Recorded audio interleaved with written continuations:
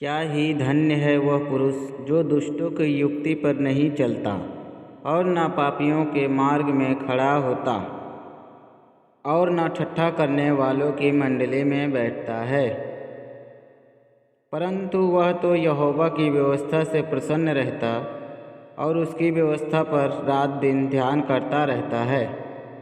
वह उस वृक्ष के समान है जो बहती नालियों के किनारे लगाया गया है और अपनी ऋतु में फलता है और जिसके पत्ते कभी मुरझाते नहीं।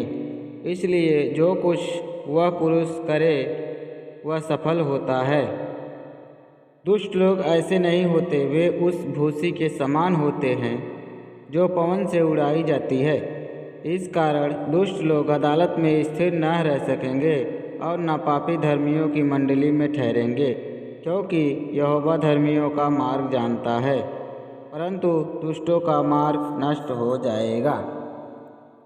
हे यहोवा, मेरे सताने वाले कितने बढ़ गए हैं! वे जो मेरे विरुद्ध उठते हैं बहुत हैं। बहुत से मेरे प्राण के विषय में कहते हैं कि उसका बचाव परमेश्वर की ओर से नहीं हो सकता। परंतु हे यहोवा, तू तो मेरे चारों ओर मेरी ढाल है। तू मेरी महिमा और मेरे मस्तक का ऊंचा करने वाला है। मैं ऊंचे शब्द से यहोवा को पुकारता हूँ और वह अपने पवित्र पर्वत पर से मुझे उत्तर देता है। मैं लेट कर सो गया, फिर जाग उठा, क्योंकि यहोवा मुझे संभालता है। मैं उन 10,000 मनुष्यों से नहीं डरता जो मेरे विरुद्ध चारों ओर पाँत बांधे खड़े हैं। उठ हे यहोवा, हे मेरे परमेश्वर, मुझे बचा ले, क्योंकि तूने मेरे सब शत्रुओं के जबड़ों पर मारा है और तूने दुष्टों के दांत तोड़ डाले हैं। उद्धार यहोवा ही से होता है। हे यहोवा, तेरी आशीष तेरी प्रजा पर हो।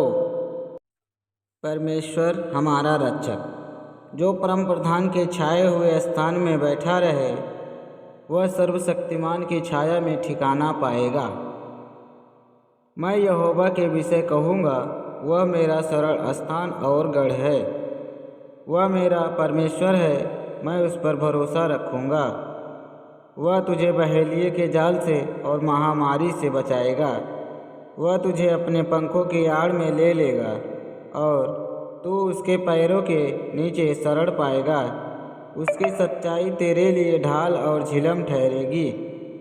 तू न रात के भय से डरेगा और न उस तीर से जो दिन को उड़ता है, न उस मरी से जो अंधेरे में फैलती है, और न उस महारोग से जो दिन दोपहरी में उजाड़ता है।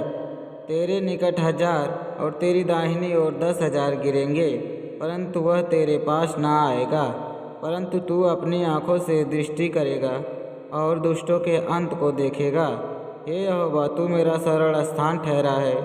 तूने जो परम प्रधान को अपना धाम मान लिया है, इसलिए कोई विपत्ति तुझ पर ना पड़ेगी, ना कोई दुख तेरे डेरे के निकट आएगा, क्योंकि वह अपने दूतों को तेरे निमित्त आज्ञा देगा कि जहाँ कहीं तू जाए वे तेरी रक्षा करें। वे तुझको हाथों हाथ उठा लेंगे, ऐसा ना हो कि तेरे पाँव में पत्थर से ठेस लगे। तू सिंह और नाग को कुचलेगा, तू जवान सिंह और अजगर को लताड़ेगा। उसने जो मुझसे स्नेह किया है, इसलिए मैं उसको छुड़ाऊंगा। मैं उसको ऊंचे स्थान पर रखूंगा, क्योंकि उसने मेरे नाम को जान लिया है। जब वह मुझको पुकारे तब मैं उसकी सुनूंगा। संकट में मैं उसके संग रहूंगा। मैं उसको बचाकर उसकी महिमा बढ़ाऊंगा। मैं उसको दीर्घायु से तृप्त करूंगा और अपने किए हुए उद्धार का दर्शन दिखाऊंगा। दुष्टात्माग्रस्त व्यक्ति को चंगा करना।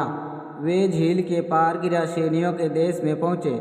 जब वह नाव पर से उतरा तो तुरंत एक मनुष्य जिसमें अशुद्ध आत्मा थी कब्रों से निकलकर उसे मिला। वह कब्रों में रहा करता था और कोई उसे साँकलों से भी ना बांध सकता था, क्योंकि वह बार बार बेड़ियों और साँकलों से बांधा गया था।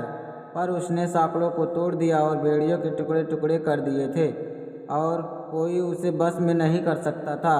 वह लगातार रात दिन कब्रों और पहाड़ों में चिल्लाता और अपने को पत्थरों से घायल करता था। वह यीशु को दूर ही से देखकर दौड़ा, उसे प्रणाम किया और ऊंचे शब्द से चिल्लाकर कहा, हे यीशु परम प्रधान परमेश्वर के पुत्र, मुझे तुझसे क्या काम? मैं तुझे परमेश्वर की शपथ देता हूँ कि मुझे पीड़ा न दे। क्योंकि उसने उससे कहा था, हे अशुद्ध आत्मा, इस मनुष्य में से निकल आ। उसने उससे पूछा, तेरा क्या नाम है? उसने उससे कहा, मेरा नाम सेना है, क्योंकि हम बहुत हैं। और उसने उससे बहुत विनती की, हमें इस देश से बाहर ना भेज। वहाँ पहाड़ पर सूरों का एक झुंड चल रहा था। उन्होंने उससे विनती करके कहा, हमें उन सूरों में भेज दे कि हम उनके भीतर जाएं। आप सभी को जय मसीह। यह वचन किस आयत से और किस नियम से लिया गया है, आप लोग कमेंट में ज़रूर बताएं। यह वचन कहाँ से है। आमीन। सभी भाई बहनों को जय मसीह।